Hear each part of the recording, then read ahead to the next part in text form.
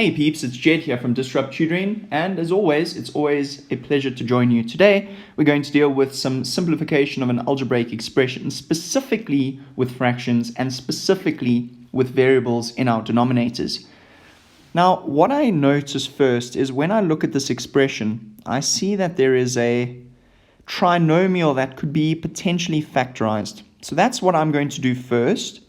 And let's see if that helps us try and find the lowest common denominator, because remember the golden rule when it comes to the addition and subtraction of algebraic expressions with fractions is that you have to have the same you have to have the same denominator, which means you'd have to look up the lowest common denominator amongst the three.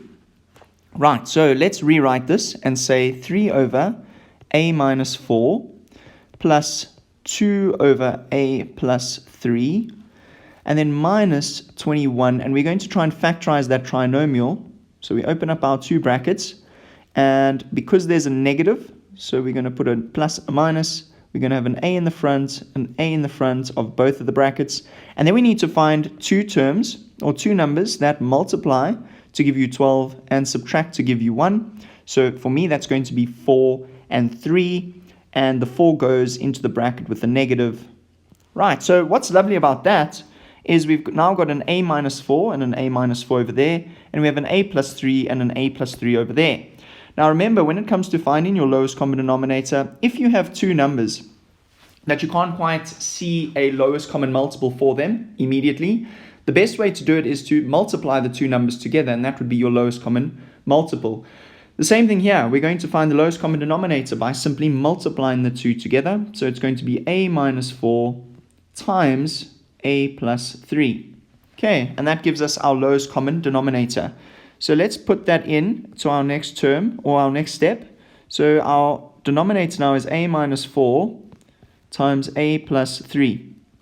Now what we need to do is convert each of these numerators so that they also have a denominator of a minus 4 times a plus 3.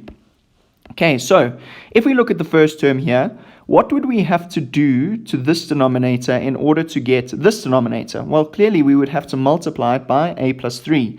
But if we do that at the bottom, we need to do that at the top. So at the top, we are going to times the 3 by a plus 3. In that way, we would then be multiplying the term by 1, and it doesn't change anything. Same thing for the second term. We can see we've got an a plus 3, which means we would need to multiply that by the a minus 4. So we've got 2 times a minus 4. And then finally, we've got the third term, which has both in it. So we would simply need to multiply it by 1, which means we would multiply the top by 1, which would not change anything. Right, moving on to our next step. We can see we've got some brackets, and according to BODMAS, we need to deal with those first. We can't do anything in the brackets because they're unlike terms, but then we can move on to our multiplication, and that would require us to use some of our distributive law. So, to simplify, we would have 3a plus 9 plus 2a minus 8 minus 21, and that all sits over our lowest common denominator. Right, now what should we do? I'm going to change my pen color because we're going to start collecting our like terms. So you've got a 3a over there. We've got a 2a over there, and that seems to be all of the variables. Then moving on to our constants, we've got a plus 9 there. We've got a minus 8 and a minus 21. Right, so how would we do this? Let's start off with our blue circles. 3a plus 2a gives us 5a. Then let's move on to our green circles.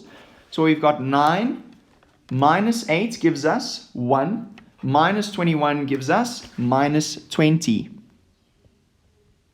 Brilliant. Okay. And that sits over a minus 4, a plus 3.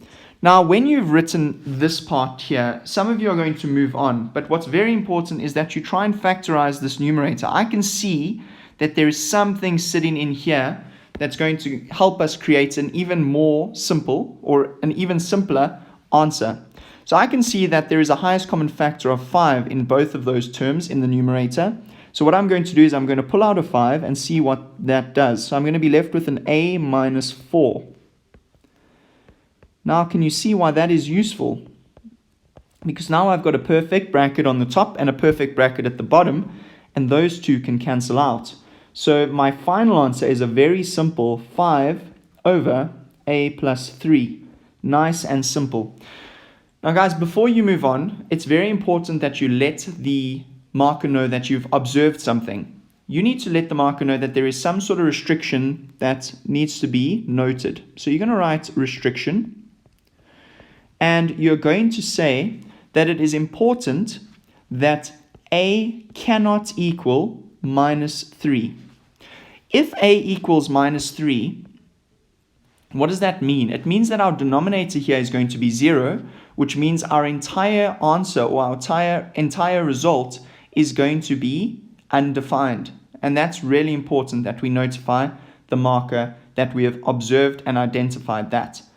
That's all from me. Thank you so much to our sponsors for making this video possible. Remember to look up our website for more of these epic tutorial videos. If you can't find the answer to your question, remember you can send us the question and we'll respond with a personalized video just for you. Until the next time, stay epic.